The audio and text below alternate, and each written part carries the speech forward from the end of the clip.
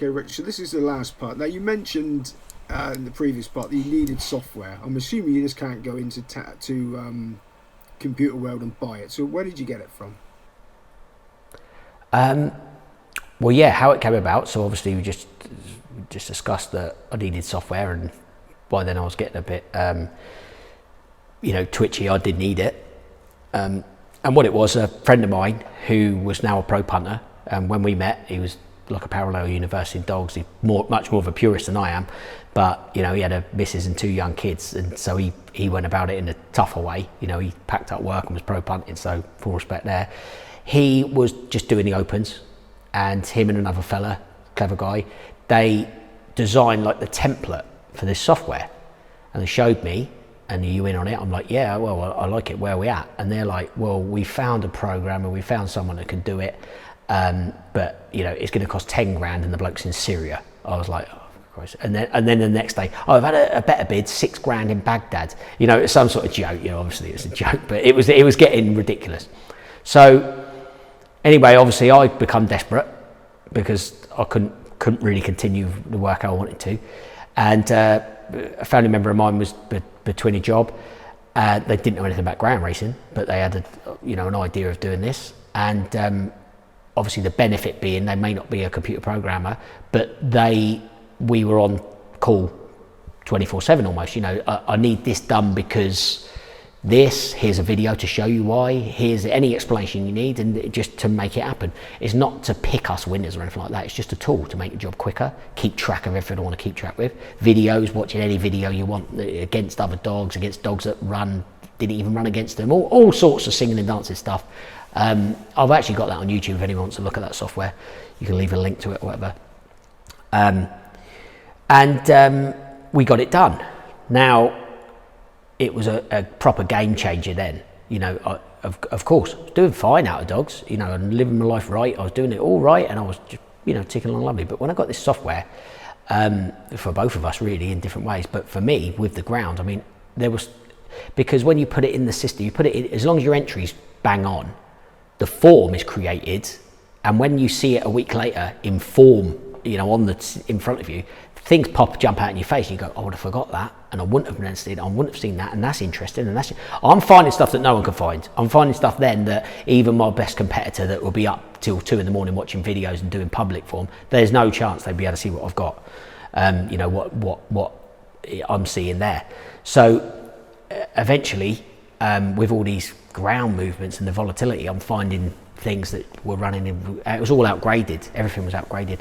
So I wasn't changing my mug bets and exotics, I wasn't really changing it. But the problem was, where I used to play the kid game, if I had a draw in one shot, I wouldn't use that shot for a few weeks and just play some muggy sort of bets in there. Like even more, like sometimes I'd just sort of throw away bets just to keep it all ticking. I'd use other shops, and I won't write it actually down. I'm not going to say I would write it down, I probably should have done, but I knew how to juggle it. I knew what the vibe was in each. I started knowing the shop staff.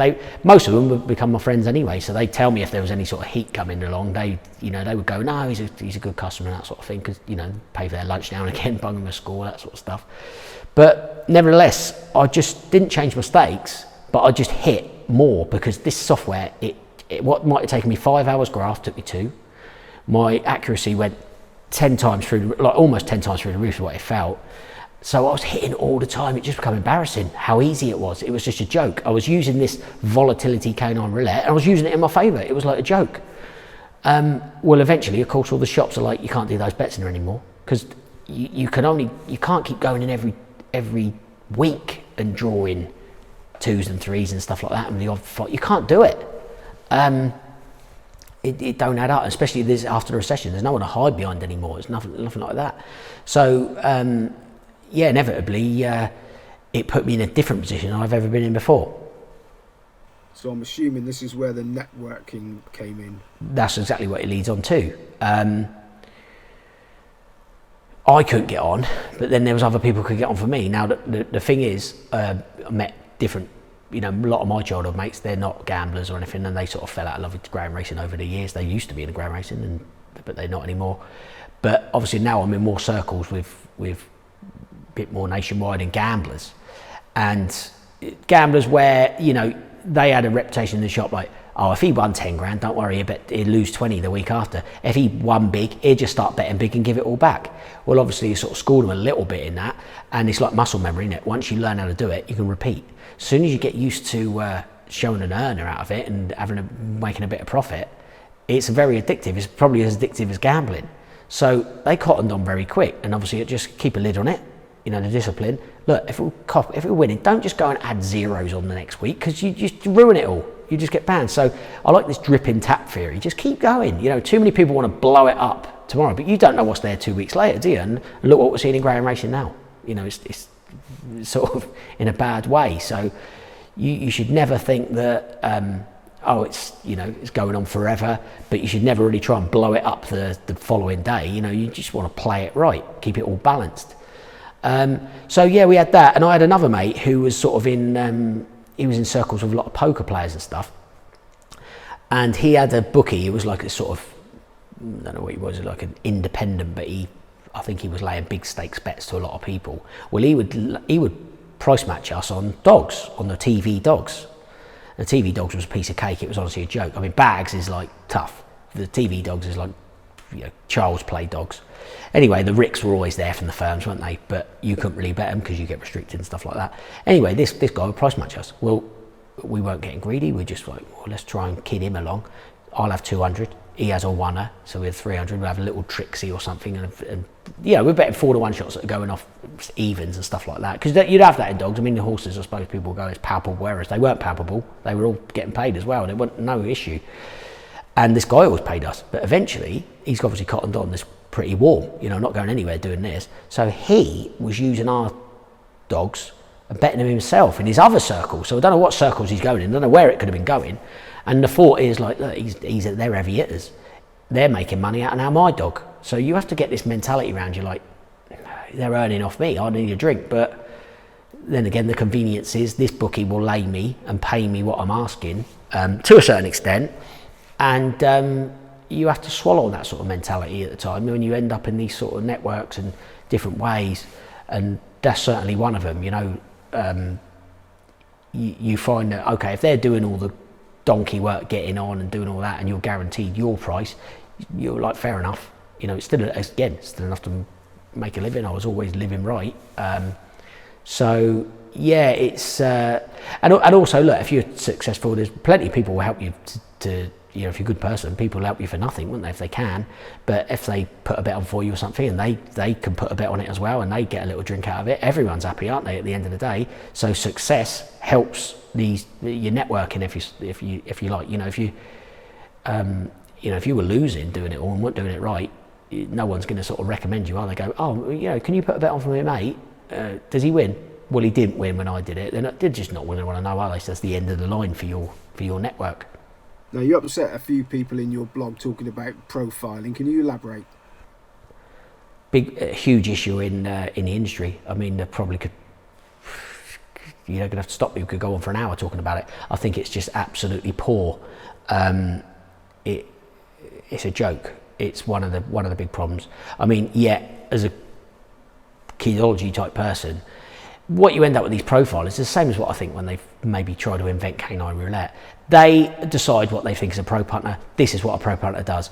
Heavy singles, very selective, price always crashes. That's a pro punter. Well, it's not, is it? A professional is someone who makes a living off what they do. At the end of the month, they can make a living, and it don't matter how they did it, but they got the money to do it. Don't matter what type of bets they did. Don't matter if they turned over. Don't matter if they can make X amount a month that they can live off. They're professional at what they do. So this profiling of professionals, I think they've left it very minuscule that this guy fits the category because there ain't many out there. I think they misread dog racing. Dog racing people are very shrewd, and I think they just totally said no one to go to that level out there. No one works to that. No one could do that. You know what happens there? No one could do that on purpose. No one could do that, and you know thankfully they're wrong. I mean, how stupid is the profiling? There's people out there that are degenerate gamblers. They're banned after 2 bets because they beat SP. Well, anyone can beat SP. Stop putting stupid prices up. You know, the whole model is completely broke. I mean, if they invented canine roulette, it's come back to bite them on the behind, because now I think they've lost all integrity in the sport. The governing body is mismanaging it as well. And what you're doing, unfortunately, you're driving away all those greyhound lovers and owners. Majority of punters are owners, you've got to remember. They don't want to own dogs anymore. So they've caused a real problem, and I think they're out of ideas, personally. I think they're completely out of ideas.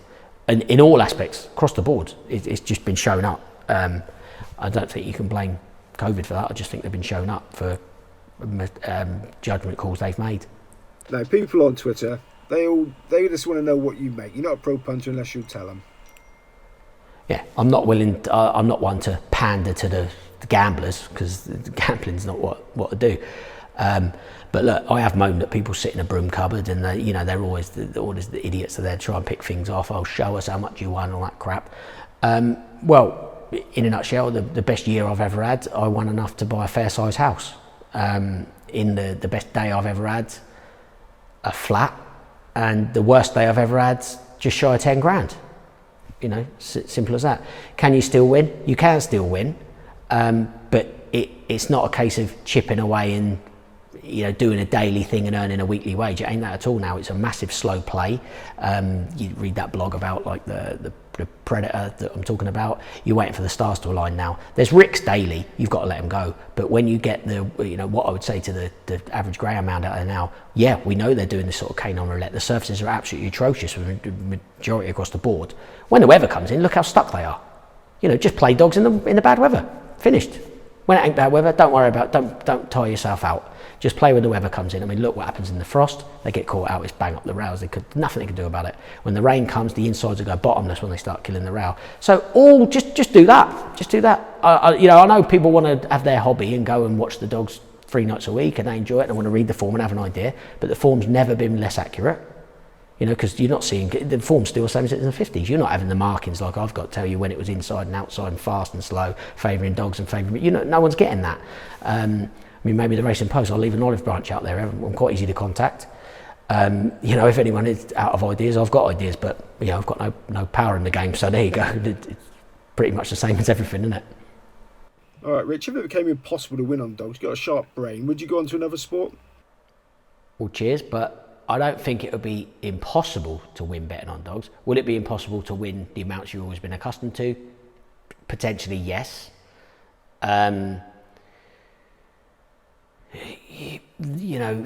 Chink in the armours, but it's not really about the bookies as such, is it? Because they're not bookies anymore as such. It's like software we're all playing against. I mean, look, my friend of mine's betting on Australia. Absolutely loves it. The software is already working out there, and of course, we'll have a go. Will I love it as much? Will I, do I want to do it as much as I always did? Don't know really. There's things like this in life. What's going on in the world at the moment, it definitely turns your head in other options. You've got 2 young kids now and stuff, so who knows?